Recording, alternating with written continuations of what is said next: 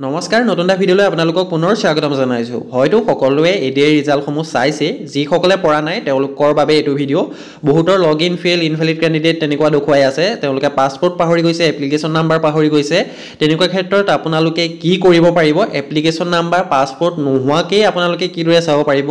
সম্পূৰ্ণ প্ৰক্ৰিয়াটো দেখুৱাই দিম ভিডিঅ'টো আপোনালোকে আৰম্ভণিৰ পৰা শেষলৈকে চাই থাকিব আৰু ভিডিঅ'সমূহ চাই যদি অলপ হ'লেও উপকৃত হয় চেনেলটো সাবস্ক্ৰাইব কৰিবলৈ নাপাহৰিব আপোনালোকে ৰিজাল্টসমূহ চাবৰ বাবে ডেছক্ৰিপশ্যনত গুটিকেইটা লিংক পাই যাব এ টু জেড গুটিকেইটা লিংক দিয়া হৈছে পাছপোৰ্ট ফৰগট কৰাৰ পৰা আৰম্ভ কৰি গুটিখিনিৰ লিংক দিয়া হৈছে প্ৰথমতে আপোনালোকে যিকোনো এটা ব্ৰাউজাৰত assam.gov.in বুলি আপোনালোকে সাৰ্চ কৰক আপোনালোকে মোবাইলতো কৰিব পাৰিব মই ল্যাপটপৰ স্ক্ৰিনত দেখুৱাই দিছো আপোনালোকে মোবাইলত সেম প্ৰসেস কৰিব পাৰিব মোবাইলৰ ক্ৰোম ব্ৰাউজাৰটো ওপেন কৰি লওক তাত আপোনালোকে সাৰ্চ কৰক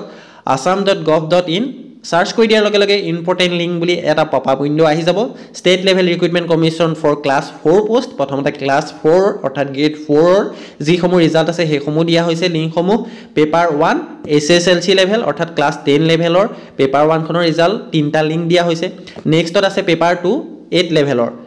দেইছে আৰু আপোনালোকে যদি কেনেবাকে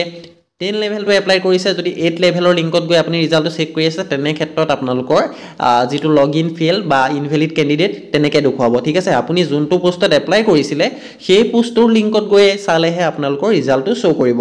গুটেখিনি লিংক পাই যাব ডেসক্ৰিপচনটো চেক কৰিলেও আপোনালোকে পাই যাব যিকোনো এটা লিংকত আপুনি যোনটো পোষ্টত আপুনি আবেদন কৰিছে তাৰ লিংক 1 লিংক 2 লিংক 3 যিকোনো এটা লিংকত আপুনি ক্লিক কৰিলে হ'ব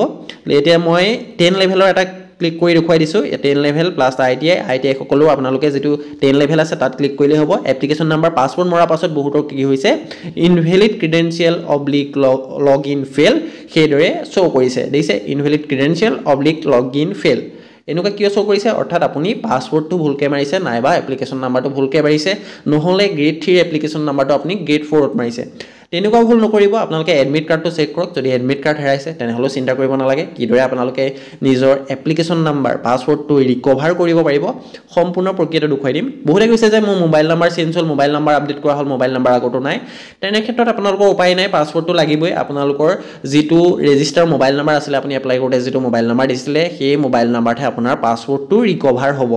ঠিক আছে কেৱল মোবাইল নাম্বাৰ আৰু আপোনাৰ ডেট অফ বাৰ্থটো দিয়ে আপোনালোকে চাব পাৰিব ফৰগট পাছৱৰ্ড অপচনটো নিশ্চয় দেখিছে তাত ক্লিক কৰিলে পুনৰ ফৰগট পাছৱৰ্ড অপচনটো ক্লিক কৰিলে ডাইৰেক্ট লিংকটো মই ডেসক্ৰিপচনত দি দিম mobile number date of birth fill up কৰি যেতিয়াই আপুনি সাবমিট কৰিব আপোনাৰ মোবাইলত এসএমএস থ্ৰুৱে দি আপোনাৰ যেটো এপ্লিকেশন নাম্বাৰ পাছৱৰ্ড আছে হেতু সেন্ড কৰি দিয়া হ'ব এটা বহুতৰ হৈছে যে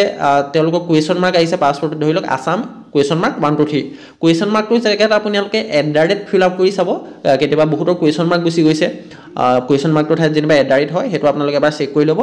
আপোনাৰ পাছৱৰ্ডটো টেক্সটত যিদৰে যায় সেইদৰে আপোনালোকে ইয়াত পেস্ট কৰিব এপ্লিকেশন নাম্বাৰটো কপি কৰিব পাছৱৰ্ডটো কপি কৰিব ইয়াত পেস্ট কৰি দিলে আপোনালোকৰ লগইন হৈ যাব ঠিক আছে গুটেখিনি লিংক বেলেগ বেলেগ ডেসক্ৰিপচনত মই দি দিছো আগৰ ভিডিঅ' গিটা ডিটেইলছত দেখুৱাই দিয়াই হৈছিল তাৰ পাছতো বহুতে পৰা নাই সেইবাবে মই পুনৰ ভিডিঅ'টো বনাই দিছো এজন গ্ৰেড 3 ক্যান্ডিডেটৰ মই লগইন কৰি দেখুৱাই দিছো ইয়াত দেখিছে তেওঁ ব্যাচেলৰ ডিগ্ৰীটোত নো আহিছে কিন্তু ডিগ্ৰী উইথ কম্পিউটাৰ সাৰ্টিফিকেটটোত ইয়েস আহিছে অৰ্থাৎ তেওঁ নেক্সট লেভেল যেটো স্কিল টেষ্ট হ'ব তাৰ বাবে এলিজিবল হৈছে ডিগ্ৰী উইথ কম্পিউটাৰ সাৰ্টিফিকেট সেই পোষ্টত এতিয়া আপোনালোকৰ স্কিল টেষ্ট হ'ব যিসকলে গ্ৰেড 3 ত পাছ কৰিছে তেওঁলোকৰ স্কিল টেষ্ট হ'ব আৰু যিসকলে গ্ৰেড 4 ত কোৱালিফাইড হৈছে নেক্সট লেভেল টেষ্টৰ বাবে তেওঁলোকৰ ভাইভা অনুষ্ঠিত কৰা হ'ব তাৰ পাছত আপোনালোকৰ এডমিট কাৰ্ড আহিব সেইখিনি মই পিছত জনাই দিম আপোনালোকক কিদৰে কি হ'ব সেইখিনি আপোনালোকক পাছত আপোনালোকক দেখুৱাই দিম এতিয়া আপোনালোকে স্কিল টেষ্টৰ বাবে প্ৰিপেয়াৰ হওক স্কিল টেষ্টত কি আহিব কি কথা সেইখিনি অলৰেডি আপোনালোকে ইউটিউবত পাই যাব ইউটিউবত সাৰ্চ কৰিলে হ'ব বা আগৰ যিখিনি ক্যান্ডিডেটে এপিয়াৰ হৈছিল স্কিল টেষ্টত তেওঁলোকক সুধিলেও আপোনালোকে পাই যাব কাট অফ লিষ্টখন মই পিডিএফ টো ডাইৰেক্ট ডেসক্ৰিপচনত দি দিছো আপোনালোকৰ ডাউনলোডৰ সুবিধাৰ বাবে নহলে আপোনালোকে sebaonline.org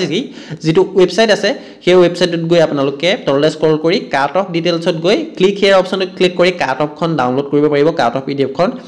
grade 3 grade 4 cut off বেলেগ বেলেগকে মৰা হৈছে এটা বহুত আনএক্সপেক্টেড কাট অফ আপোনালোকৰ দেখিবলৈ পোৱা গৈছে বহুতে ভবা নাছিলে যে এনেকুৱা এটা কাট অফ আহিব বুলি